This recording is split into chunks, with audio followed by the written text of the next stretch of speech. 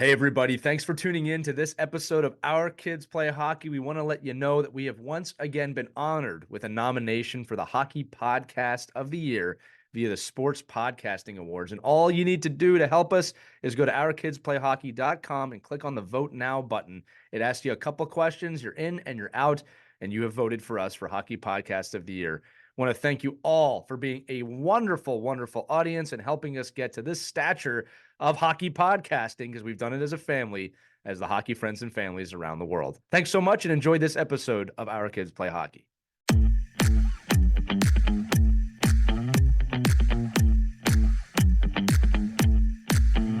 Hey, what's up, everybody? It's Lee. Really excited for this episode of Our Kids Play Hockey. We've got a really special guest today. NHL legend Danny Brière is joining us today, one of the most prolific point scorers in the playoffs in NHL history. But we have this awesome opportunity to interview him as Danny Brière, hockey dad. He has 3 sons that play hockey, another son that's just been born. And we were able to dive into her journey as a hockey parent, as an NHL player through most of it, and then now serving as the assistant to the GM of an NHL team. So this is an incredible interview for multiple reasons. One is Danny Brière was a hero of mine growing up, especially in my late teen years. And they always say, don't meet your heroes. And I'll tell you what, I'm really happy to have met him because he lived up to it. He's also one of the most humble and wonderful people in the world. And that's kind of well known across the hockey universe. But you're going to love this episode with Danny Brière, I think, as much as we did, Christy, Mike, and I doing it. Also, we're here to announce kind of a new friendly partnership here with the Coaches site. So we love what the Coaches site do. They're the premier online coaching resource trusted by top organizations around the world. They get NHL coaches on and top names in the game to help with the development of coaches. So if you're a coach, you're going to want to check this out. But more importantly, if you're a parent and you are looking for that gift for the holidays, we've got a great offer here for you today. So listeners of Our Kids Play Hockey, you can get 25% off an annual membership by using the code PLAYHOCKEY. So again, if you're a coach or a parent of a player who wants to reward their child's coach, don't miss out again. Again, you're going to go to thecoachessite.com and use the code PLAYHOCKEY to get 25% off an annual membership. That's quite a bit. It's very gracious of them. Again, they love what we do. We love what they do. And just remember, this membership unlocks over 500 hours of educational videos, 750 drills, practice plans, thousands of articles breaking down the game, latest tactics systems in the game. I am a subscriber, full disclosure. I know Mike does a lot of work with them. It is a wonderful resource for your hockey journey. And again, they appreciate what we do. We appreciate what they do, which is why one of the reasons we're kind of fusing together for this episode. So check that out, thecoachessite.com. Again, use Play Hockey for 25% off your subscription, or a great, great gift for your coaching staff as we move forward towards the holidays. So without further ado, let's get to Danny Brière in this edition of Our Kids Play Hockey. Thanks for listening to this, and we'll talk to you soon. Hello, hockey friends and families around the world, and welcome to another edition of Our Kids Play Hockey. I'm Lee Elias, and I'm joined by my 2 great friends, Christy Casciano-Burns and Mike Benelli, and it is my distinct pleasure to introduce our very special guest today. And some of you may know him from his incredible ability to produce in the NHL playoffs, while others may know him as someone who defied the odds throughout his entire career, which included 18 NHL seasons. He is a 4-time gold medalist with Team Canada in international competition and is the current special assistant to the general manager of the Philadelphia Flyers. Ladies and gentlemen, Danny Brière is with us today. Danny, it's really an honor. Welcome to Our Kids Play Hockey. Well, thank you for having me. It's an honor to be here. Yeah, again, it goes both ways. And listen, while I loved being able to introduce you as an NHL legend, the truth is, for the purposes of this show, you're also a very proud father of 4 boys. Your son, Kalen, most recently played for the University of Alabama. Your son, Carson, plays for Mercyhurst University. Your son, Cameron, most recently played for the University of Southern Maine. And your youngest son, Caden, was born in March. So we're going to give him a chance to walk before we get into his hockey career. That's right. But yeah, congratulations on that. Thank you. Your 3 older boys all grew up in the Philadelphia youth hockey scene. So this is how I'm going to phrase this. Tell us about Danny Brière, hockey dad. Yeah, that's interesting. I tried. I mean, I got involved in coaching here and there. My favorite was definitely watching from afar. And to be honest with you, I liked watching kind of by myself, making my own opinion. I would say I'm probably on the quieter side when I would watch the boys, but certainly enjoyed watching them playing playing minor hockey. I got involved with some of the teams as well, with all three boys at different stages, different age group, into coaching as well. And I did enjoy that a lot. But I would say I probably preferred watching. It's so funny. So one of the organizations I work with up here in Connecticut, Marty St. Louis is there with his kids, or he was. He's not around as much anymore. But it's funny when you look at guys like him and yourself, and the overwhelming majority of pros, you don't see the ex-pro guys, hanging over the glass and screaming at the officials and throwing water bottles in the stands. And there usually are the guys and their wives are just the ones that kind of sit in the corner, watch the game, understand. And we talk about this all the time, is that that sports is a process, and at any given second of their career is not going to make or break them. It's just just enjoy these moments with your kids. You get to relive it again, I guess, for you. But but it's really such a short time frame. So maybe you could talk a little bit about what are some of the things that you do, because obviously you're a very competitive person. You're a fierce gladiator at the highest level. So what did you do even in your playing days? Like what were you able to do as a dad, watching those games and centering yourself in the fact that it wasn't you out there playing? I'll be honest that it's a lot more stressful, because you don't have control over anything that's happening on the ice. When the kids, it's a lot more nerve-wracking watching as a dad than it is playing a game in the NHL. So because at least I had a little bit of control. I could go on the ice and do something about it. I could get angry, I could get mad, I could get fiery. But when the kids are playing, you have no control. So, I think, we understand and we see all the crazy hockey parents, but the majority of the parents understand that, and then, they're very well mannered in the rink. But unfortunately, there's the few parents here and there that ruin it for a lot of people. But overall, I've always had great relationships with other parents around the rink.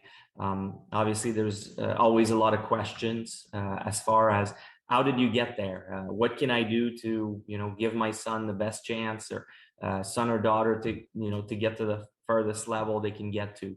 And my answer to that was always listen to them. They'll tell you how much they want it. You can't teach passion. And that's the one thing that everybody has to remember. You can't teach passion. You can't force it into them. If they really want it, they'll go above and beyond what's needed and what needs to be done to get to the next level. If they're not, if they're just playing for fun, they'll do what's needed and, get on with their lives. And you have to respect that also. Funny you should mention, how did you get there and your son, because this is my son, Joey. He's a huge fan of yours, and he just texted me a couple of questions. He's older now. Okay. He's actually studying for his MBA at Kelly University in Indiana.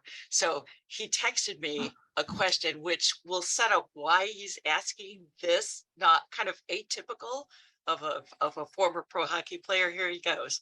I personally dreamed of being an NHL front office more than even being an NHL player. So he's curious, how did you start to make that transition? And what do you think has made you so successful in the roles, business interest, or more on the personal side with player interactions? Yeah, that's a really good question, because I didn't dream of doing that growing up. My mindset was on being a player. And so it kind of came in late for me. But when I retired from the NHL, I was with the Avalanche in my last year, but I had played 6 full years in Philadelphia with the Flyers, and created a really good relationship with Paul Holmgren, who was at the time the president of the team. And when I retired, he called me in for lunch and asked me, if I'd be interested in kind of learning what he was doing as a president. And that was not on the hockey side. And at first I assumed that I would, become not so much in coaching. I knew I didn't want to be a coach, but I assumed, maybe start in either scouting or player development and kind of climb up that way.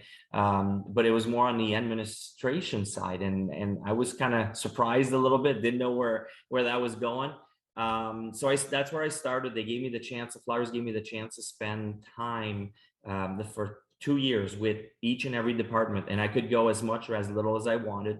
And I would go in and learn about, one day I'd spend time with our CFO, and then the next week I'd come back and spend time with the sales group, and then it would be the marketing group, and then it would be learn a little bit more on social media and how they attack that game day presentation or the website. So I got to learn on a bunch of different little things here and there, or different departments. And then Comcast, Spectacor, who also owned the Flyers, decided to buy an ECHL team and asked me if I'd be interested in running the team. The exciting part was that I would also be in charge of the hockey side. So I would still learn some more on the business side, and be able to run the hockey side of the team. So that was very exciting.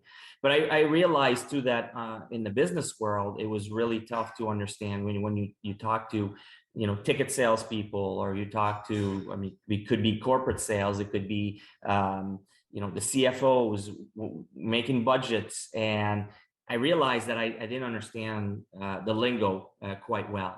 So I decided myself to take some classes, go back to school for a couple of years, and understand and learn a little bit more, to position myself a little better. It really helped me. I felt a lot more confident in a boardroom after that.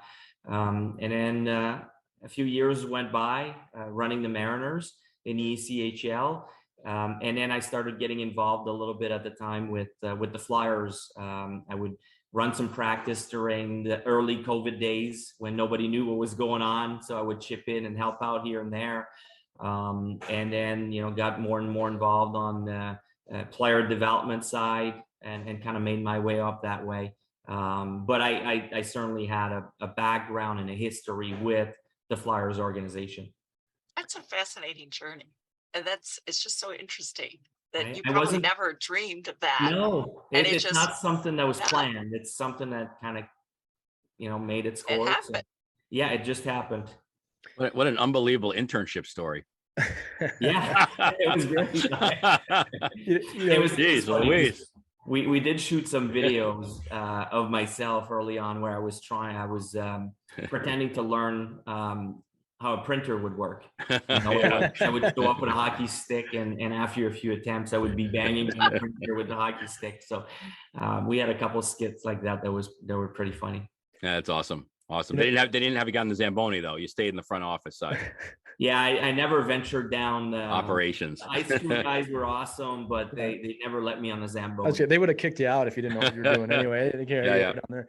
Danny, just stay on this. I want to pull a thread on this real quick. We always talk about how hockey is a vehicle for our kids' growth as human beings, right? That's really the great teacher, whether you get all the way to the NHL or not. And look, I'll never tell a kid whose dream it is to make it to the NHL that they can't do that. If that's your dream, that's your dream. Now, one of the things that you always exuded on the ice it's on my hat, actually, it's grit. Just one of the grittiest players I've ever witnessed, right? How much of your approach to the game transferred to your approach to the maybe front office side of the game? Like you said, I went back to school and I studied and I did this stuff, because I've always kind of seen it as everything's hockey if you want it to be, right?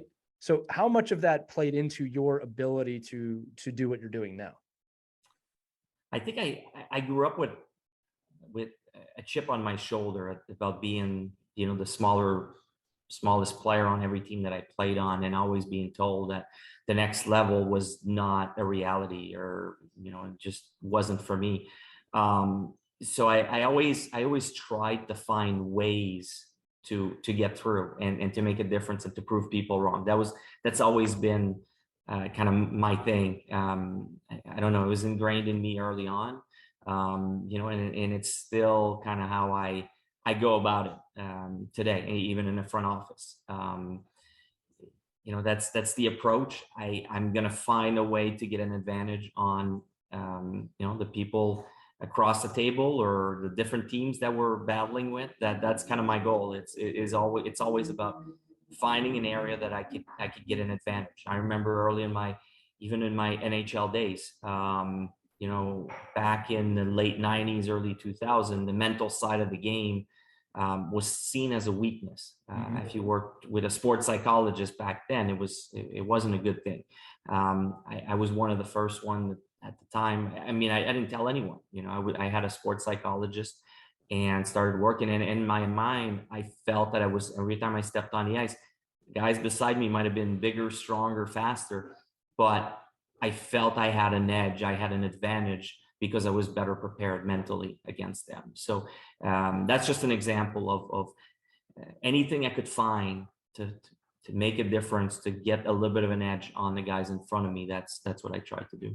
And now you see teams with sports psychologists, even on the college level. Yeah, everywhere. Every player is nowadays. There we go. Psychologist.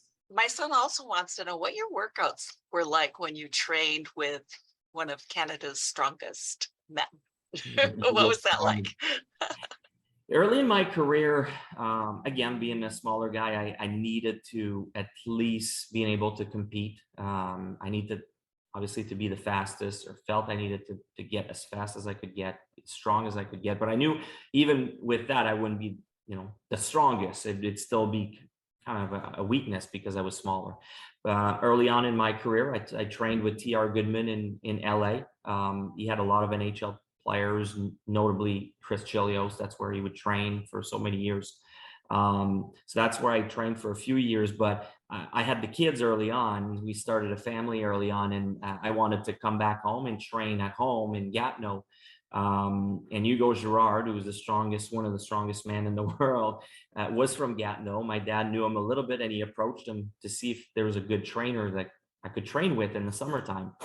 And he said he'd like to do it himself. So to his credit, he kind of looked at what I needed, what hockey players needed, and came up with a program. And we sat down, and he shared with me his thoughts. And the part that I liked is everything was a challenge. And what I mean by that is, if you go to the gym and you get in front of a machine and the trainer tells you, okay, give me 10 reps here, you'll do it. Well, with Hugo, it was always about, it was either time, it was distance, or it was an amount of reps that was as far as you could go. So everything was pushed to the limit. And he would always tell me, his thing was, pain is not going to stop you. Your body will tell you when it's time to stop. Meaning, you're going to fall, you're going to puke, you're going to push yourself to the limit. So I don't know that I would recommend that to just everybody. It really needs to be a special. If a hockey player wants to train that way, it needs to be someone that's willing to go above and beyond and really has a passion and will do anything to get to that limit, and is not afraid to push themselves above and beyond. So that's what I wanted, and that's one of the things I told Hugo. I said, I don't want to just play in the NHL. I want to be a difference maker. Can you help me get there? And he says, well, it's going to be tough. You're going to have to push hard, but I can push you there. And a lot of the training parts were, like I said, distance, timed. You always had to beat what you had done, the previous week. So we had a workout for the week. And when you came back the following week, if you went, 200 meters, with the farmer's walk that they call, with dumbbells on each side, well, the following week you had to beat that. If it was what did we do? I didn't raise the rocks, the big huge rocks that they carry around, but I did pull a car. You pulled a car? I flipped tires. Yeah, so it was pulled a car. He had all kinds of strongman equipment in there that we could toy with, and he was very creative with his exercises. One of the things I like, sorry, Lee, one of the things I like too, that you mentioned right at the beginning, and this is maybe like more of the cautionary tale, that he didn't train you in his training. He trained you for what you needed. Like he didn't fit you into a strongman box. He Right. fits you into, here's a way a hockey player needs to train in my environment.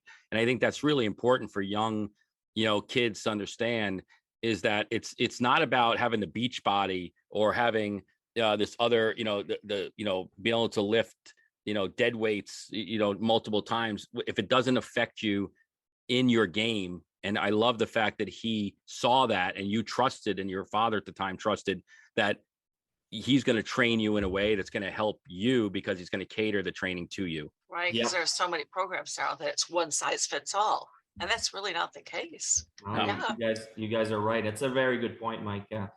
He studied what we needed, and when we sat down, I still remember he said, "We're going to push your core and your legs are the two most important parts that we're going to focus on." And then I would stay around. The fun part is I would do my training, and then I would stay around and watch their training, which was super impressive.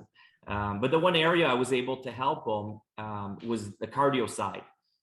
Obviously, they don't run as much or don't do as much cardio. So I did my own cardio, came up with my own game plan there, and Hugo would actually do a lot of the stuff with me, and it was good for him as well.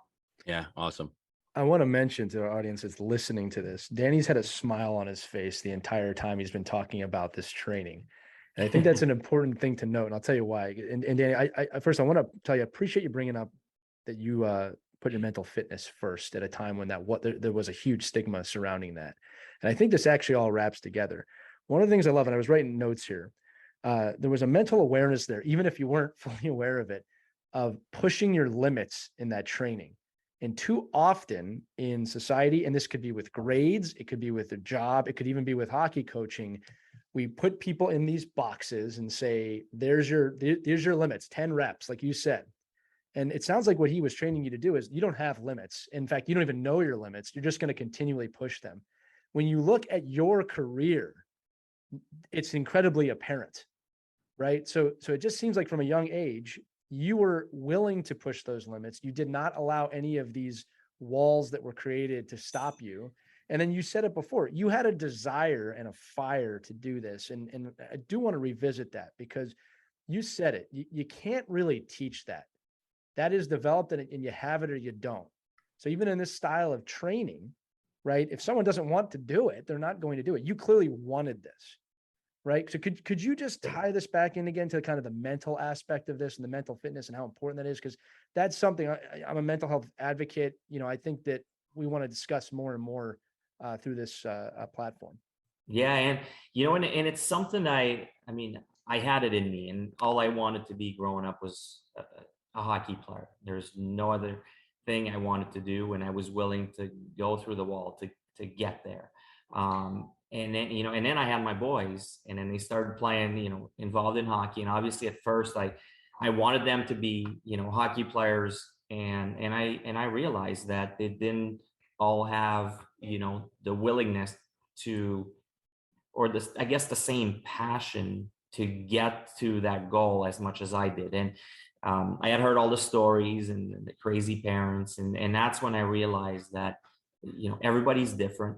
And you can't push it on them if they don't want to. It's really, it's got to come from the inside. It's got to come from them. And my only thing was I would give them all the tools. I would, try to help them as much as they wanted. But at the end of the day, they would have to do the work and push themselves to the limit to get as far as they could get. I think so many parents fail to see that. They want a certain, hockey player. This is what you're going to be. And it's so smart to just step away and say, okay, here's all the tools. Now, if you choose it, great. And if you don't, that's okay too. Be who you need to be who you want to be. So many parents fail to recognize that. Mm-hmm. But in fairness, I knew how hard it was to get there and to stay there. Sometimes we might think that, playing the NHL, if you work hard, you're going to get there. But the reality is that so very few get to that point. And I really think that there was a lot of luck involved in my path, as far as injuries and finding, the coaches that believe in you and push you the right way and giving you the chances. So there's a lot of luck involved as well. So like I said, I was lucky. I knew how hard it was, or it is, to get there. And maybe if you don't, I guess sometimes you think it might be easy. But I would support them as much as they wanted to, and like I said earlier, try to give them the tools to go as far as they wanted to. Yeah, I was thinking, let's put your work hat back on then, right? So is that something you have found as now a GM and a front office person and a player, somebody that has to recognize players and the people we have, actually just recently we've talked to some scouts and hockey professionals and is that something you have to really interview and do your homework about? Yeah, you're a great hockey player, but do you have that passion? Like, are you going to be able to really get through the ups and downs of what an NHL career is, or take the stardom and use it the right way and under, because I think it's great that you come from just a different perspective from that front office, because I'm sure you lived a lot of those questions in your own career. So I think, is this something you put into your kind of repertoire of how you select players? We'd like to, but it's so hard. It's so hard to find out who really those players that are willing to go. Everybody will tell you that they are willing to go above and beyond, to achieve their dream. It's finding out who's really willing to do the work. Everybody is trying to find that edge of the players that are they want to get through the wall to get there. And one thing I realized, and looking over my career too, it's not, we think sometimes that the loudest kid that will scream from the roof, that will do anything to get there. But I remember myself, I was a super quiet, shy kid that didn't speak very loud. So I think if I would look at myself when I interviewed at 17, 18 years old for the NHL draft, I'm not so sure I would have been convinced that I could or I would have been willing to push the way I did. So it's so tough to find out. So you got to give everybody a chance. And but I see it in every day. There's players at the training center that you see how much work they put into, and then sometimes you see some players that are a lot more talented, but they just don't have that fight in them, to get to be the best player they can be. And I used to hate those guys, because they're the guys that were so gifted. You're like, are you kidding me? Like, come on, you have this gift. Do something with that. And it is, but you're absolutely right. I think that's your advanced scouting and your ability to watch these. We talk on the show a lot about, that you're not just watching a kid in his best moments. You got to find these players in their worst moments, and in practice when they're frustrated, and talk with their coaches and talk with their youth coaches and find out, like, what did this player do when he played on that team that was 5 and 35. I think that's just the makeup of who you become and your body of work, and that really exposed itself. I guess in your case, maybe sometimes too late, right? You get a kid and you're like, oh my God, we just gave this kid a contract, and now, what are we going to do with this kid for a couple of months, or a couple of years? So it's interesting. And I think we love talking to parents about that your whole body of work is really what you're presenting, when you get to the highest level. I really love looking at players, and I guess you could do in any walks of life, but I really love, when I'm scouting someone, I want to see them when they're struggling. I want to see them when they're going through a tough time. And that tells you a lot more than when the player is being the best he can be, and he's the best player on the ice, and everything's going well, and he's smiling, and he's confident, and he's having a blast. You'll learn a lot more about him when things are tough. What does it tell you about that individual? Character. First of all, in character, because we can see the talent level, we can see how they skate, how they shoot, how hard they work on the ice. But when things are tough, you see the real character. And when you're building a team, I feel character, building that right culture, and we're going through that with the Flyers right now. We're trying to rebuild that, and you're trying to. You need character guys around the room to be able to do that.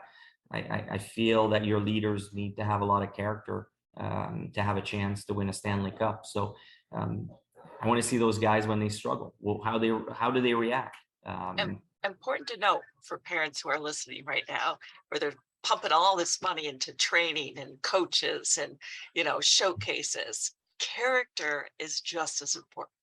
Mhm. Well, Yeah, I was gonna, totally agree. on that note, Christy, right? What Danny's talking about, where do you get that, right? And again, for all of us as parents, that's on us to help develop that, right? And Exactly. I think the reflection is for everyone listening, including myself, is okay, when your son or daughter is going through a tough moment, how are you responding to that? Because they're going to learn from you how to respond. Or if a teammate is going through a tough moment, where's the accountability going? Are you blaming the teammate? Are you blaming the goalie? Are you blaming everybody else? So there's a lot of questions there that I think we all need to reflect on. Danny, I want to bring back to something you said at the beginning of the episode. I think you might have had one of the greatest quotes in the history of the show, which was, sometimes watching my kids play was harder than playing in the NHL. Definitely going to make that a micro clip. But it's funny because I would say this, my son's an 8U right now. I played my whole life. I've coached most of my adult life, and you affirm people in my position, I think. And Mike and Christy have been coaching me through this because I'm kind of the newest hockey dad here. But I find myself kind of going to corners of the rink now to watch and being quiet, right? And just observing and kind of making sure that my son's smiling out there. That's really what I look for. And it's not that competing isn't important. It is, but I want to make sure he's in love with what he's doing, whether it's hockey or anything else. I want to tell you this. I'm not sure if you know this, but one of the things about you that always stood out to me, and everybody knew who you were as a hockey player when you played here, but I actually remember hearing you were a great dad a lot. Like I remember hearing that a lot, and you transcended just being a Flyer or a Sabre or, an Avalanche at the time. And just remember hearing about you being a great dad. So I want to know, A, are you aware of that? And B, how does that make you feel? That's the question you're never supposed to ask, but I'm asking. Believe me, I would always question myself about that.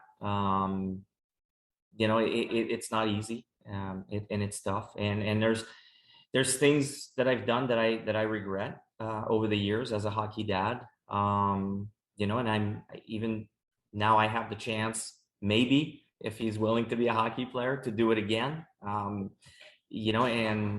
I always question myself, what am I going to change? How am I going to approach certain situation to handle certain things a little better, over the years. So there's always room for improvement. You can always learn. That's the way I see it. I mean, I had a blast. I loved it. I loved the minor hockey part of it. It was fun coaching. It was fun watching. It was fun being there with them. And I look back at my own career and my minor league career growing up. Like there's so many great memories. And when I see, some of my ex-teammates that I grew up with, and we still talk about, certain tournaments we went through and, certain championships that we went through in certain cities, and the memories of that are what's so cool. And that's what I hope that my own kids have the chance to experience, and hopefully the next one, will also have the chance to experience. You said it yourself, Lee. You want your son to have fun. Well, I think that's, as a dad or as a mom, that's probably the most important part. I was wondering if we could also talk about injuries, another part of the game. My daughter plays college hockey, and she's coming off an injury right now. She had a hip labrum tear, which apparently is pretty common with hockey players. Boy, it's really tough to battle back from injuries. I know you've dealt with them.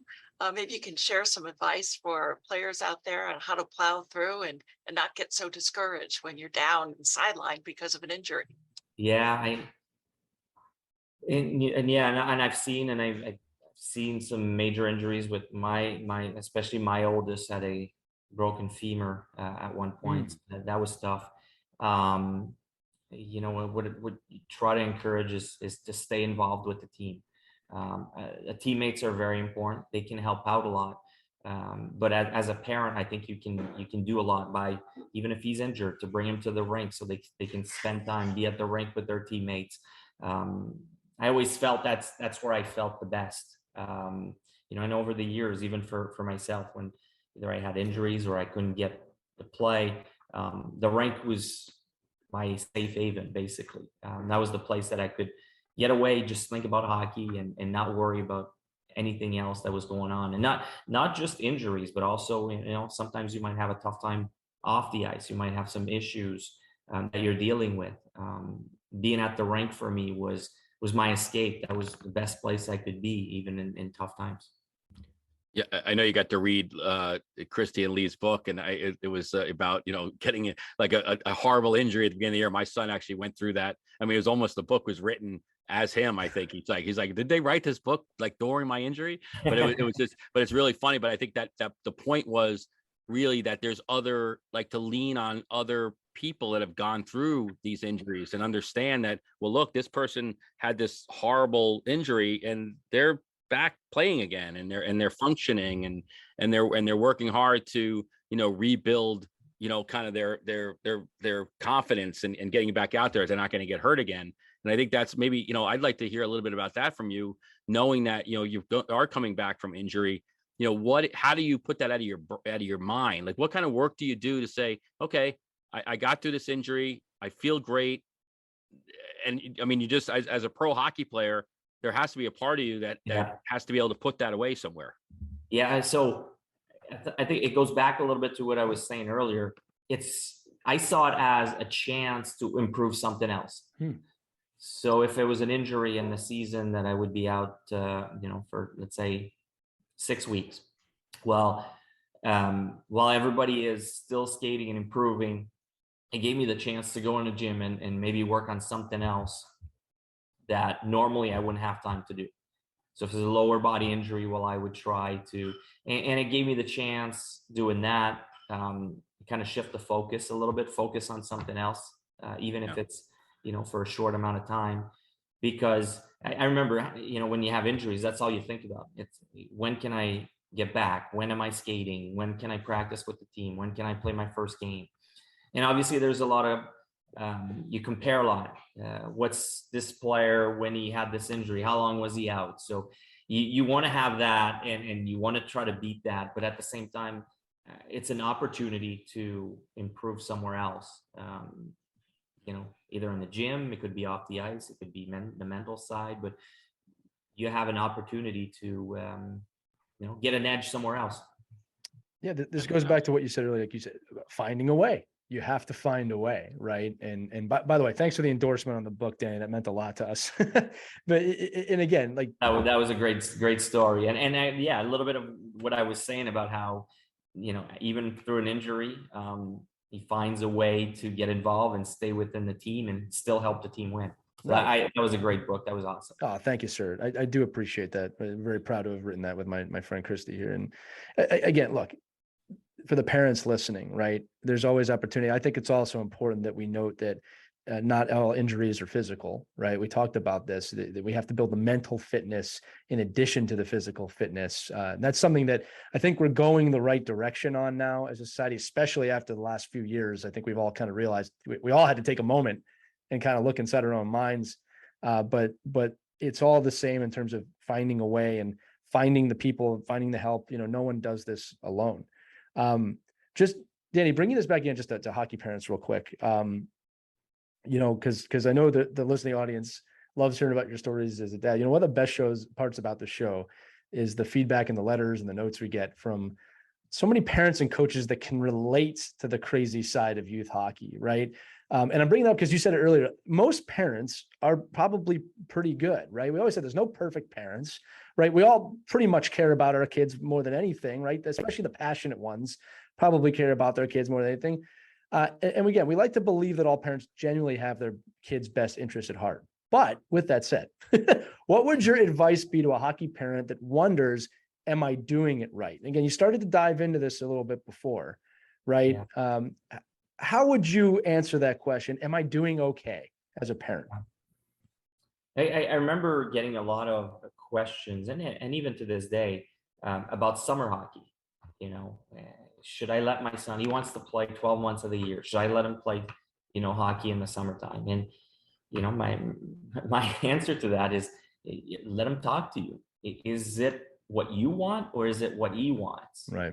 Ask him the question. And obviously, if he's 6 years old, I would say probably not at that time. Let them enjoy other sports. I'm a big believer in trying all sports and giving them a chance to touch on different things. But at the end of the day, if they keep coming back after year, and it's coming from them that they want to play summer hockey, you know, yeah, let him play. If that's what he loves, that's what he wants. I probably started, playing summer hockey around 10 years old. And there's nothing else. I would rather be in an ice cold rink in the middle of the summer than being on a baseball field. I can relate to that. So all kids are different. Same thing with billeting. Check with your kid. Your kid will tell you if they're ready to leave the. I left my house. I left my parents at 13 years old and moved away to go play hockey. Well, I looked at my kids and, one was ready. The other two, probably not.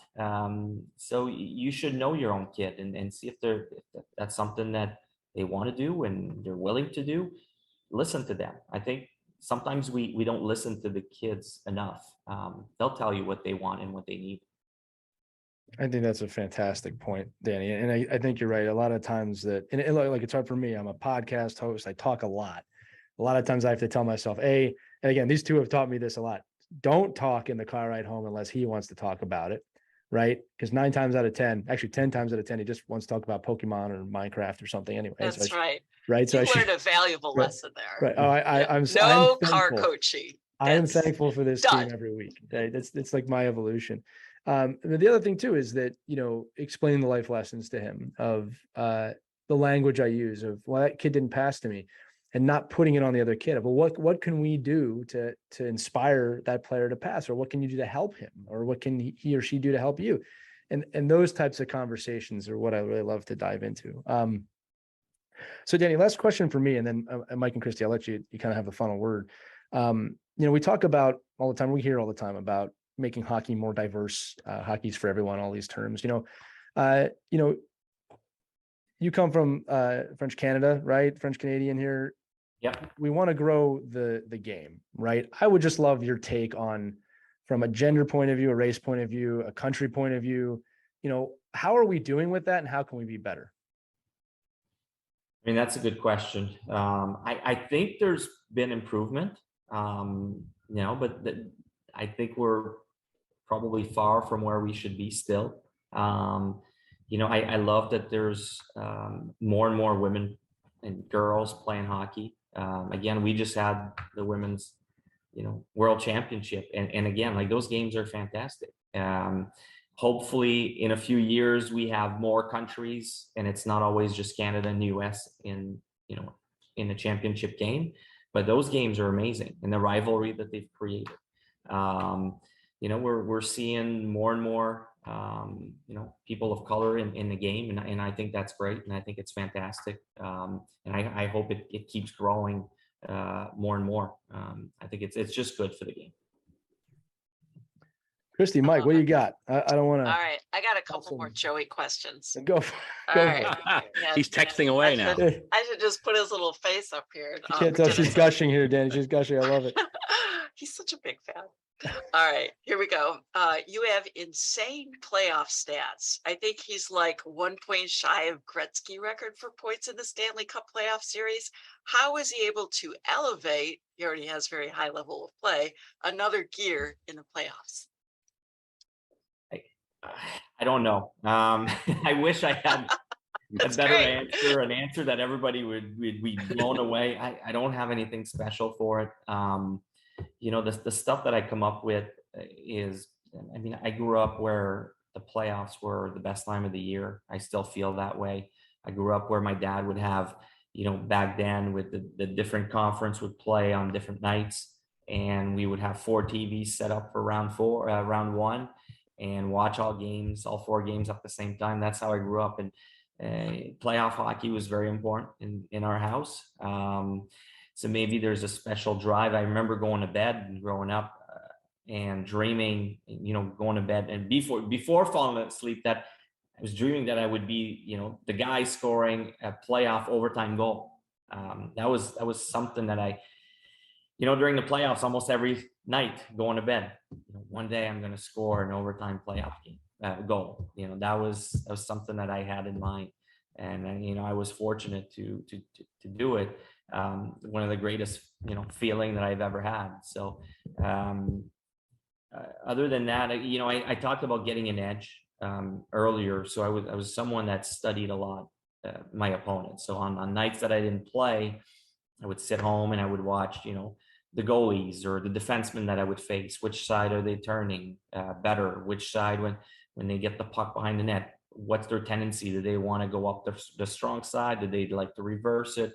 So, try to get an edge on stealing a puck maybe from them. Who's weak, who's strong. So you're like sizing everybody up all the time. That's wow. What I would literally, yeah. So if you think about it, when you play in a regular season, you're playing a different team every night. So it's really tough to remember the tendencies of every single player and really adjust and take advantage of them.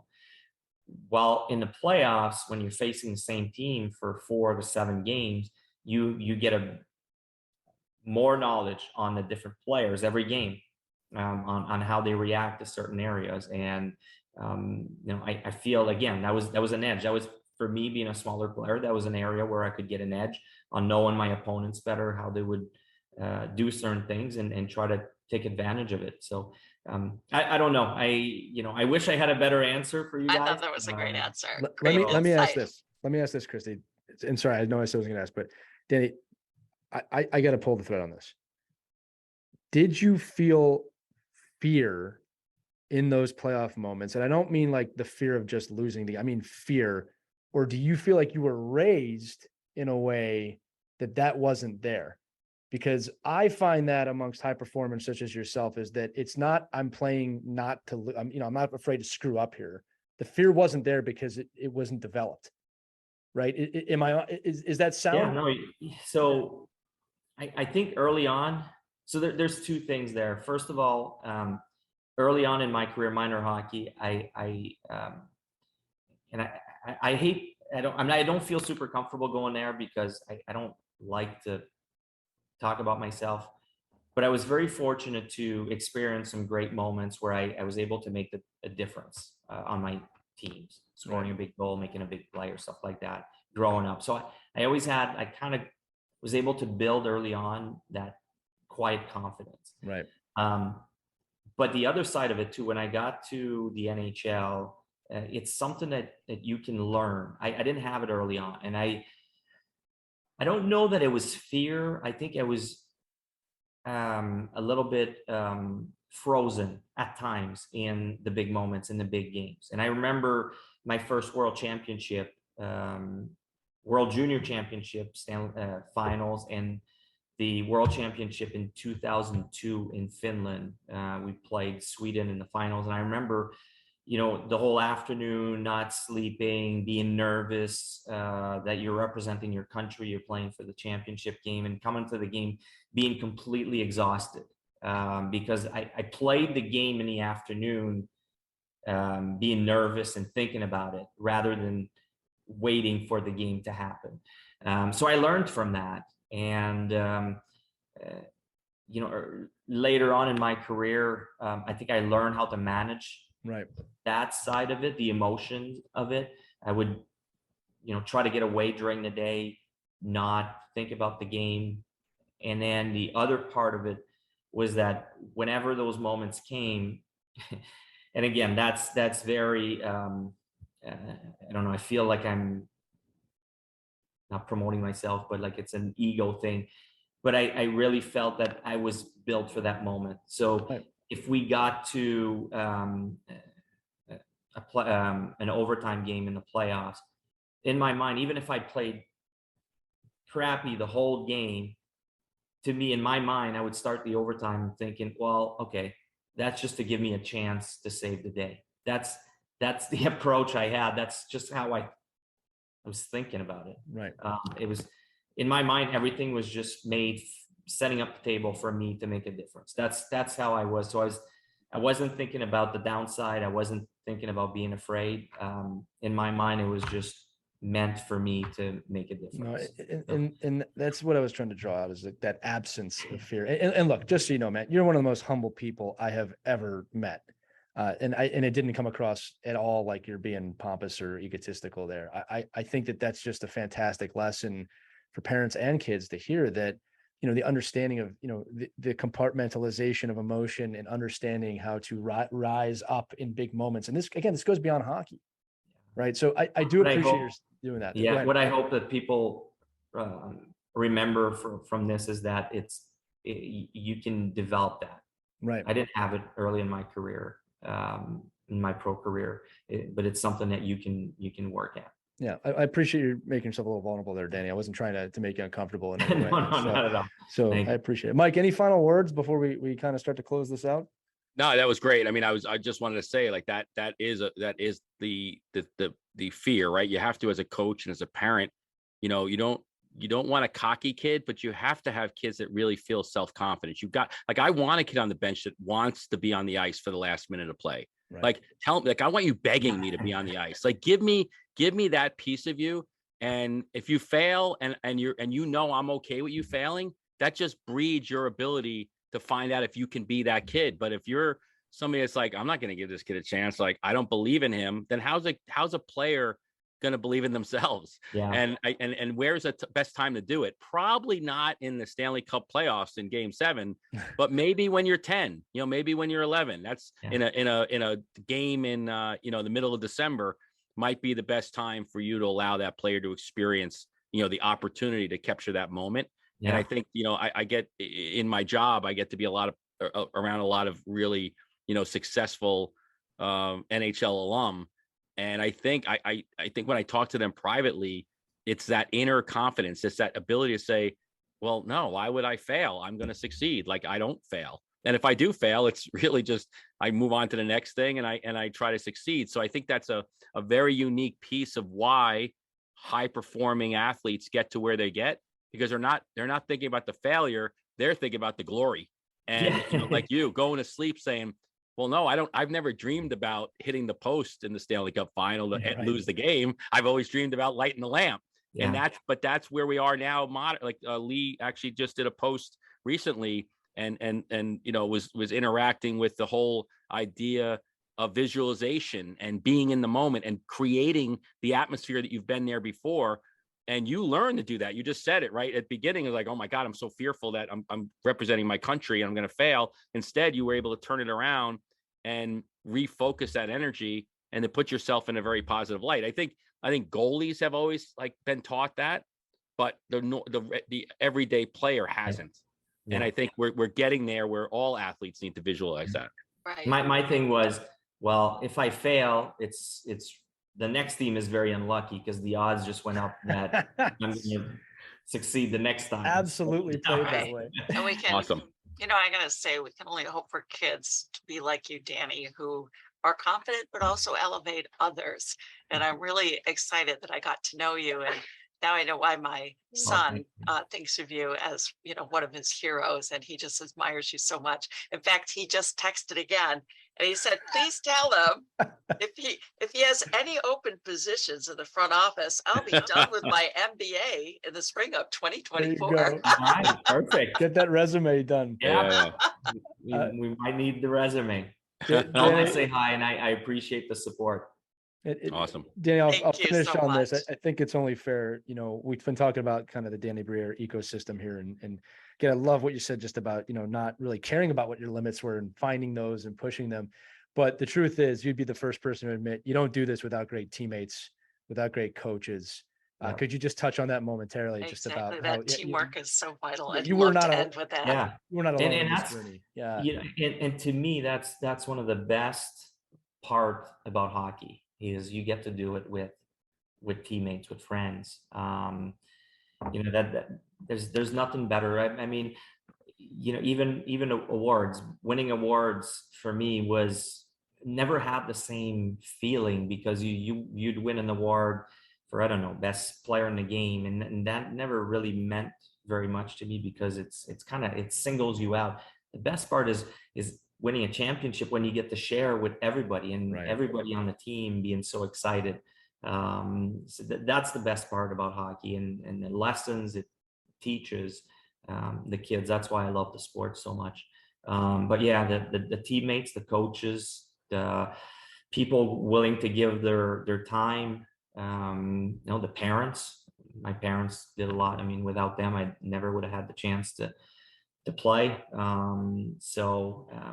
Yeah, it's a great sport, but it's the teamwork that comes with it that is really so special. And I hope that stays with my kids for the longest time, and that the next one hopefully experiences as well. Danny, we've done a lot of episodes of this show. This one's a highlight for me. It was fantastic to have you here tonight. Oh, thank you, Me guys. too. Thank you so much. I can't thank you enough for being here, man. Thank you so much, guys. It was fun. I don't have the chance to do very many talks on, kids and hockey parents and growing up. So this is pretty cool. Well, you can be a weekly member if you want. We'll have you back. No. All right. That's good. Okay. That's going to do it for this edition of Our Kids Play Hockey. Remember, every single episode we've ever done is on ourkidsplayhockey.com or whatever podcast server you're listening on. You can find it there. If you enjoyed this episode, share it with a friend, share it in your team snap, give us a 5-star review. Make sure that you follow up and let us know. And as always, feel free to email us. We get a ton of emails every week at team@ourkidsplayhockey.com. We'd love to hear from you. Hopefully inspire Danny to come on for another episode, because we get so many questions. They're all going to be from Christy's son, but who cares? That's going to do it, friends. Thanks so much. For Christy Casciano Burns, Mike Benelli, and Danny Brière, I'm Lee Elias. We'll see you next time on Our Kids Play Hockey. Have a great day, everybody. We hope you enjoyed this edition of Our Kids Play Hockey. Make sure to like and subscribe right now if you found value wherever you're listening, whether it's a podcast network, a social media network, or our website, ourkidsplayhockey.com. Also, make sure to check out our children's book, When Hockey Stops, at whenhockeystops.com. It's a book that helps children deal with adversity in the game and in life. We're very proud of it. But thanks so much for listening to this edition of Our Kids Play Hockey, and we'll see you on the next episode.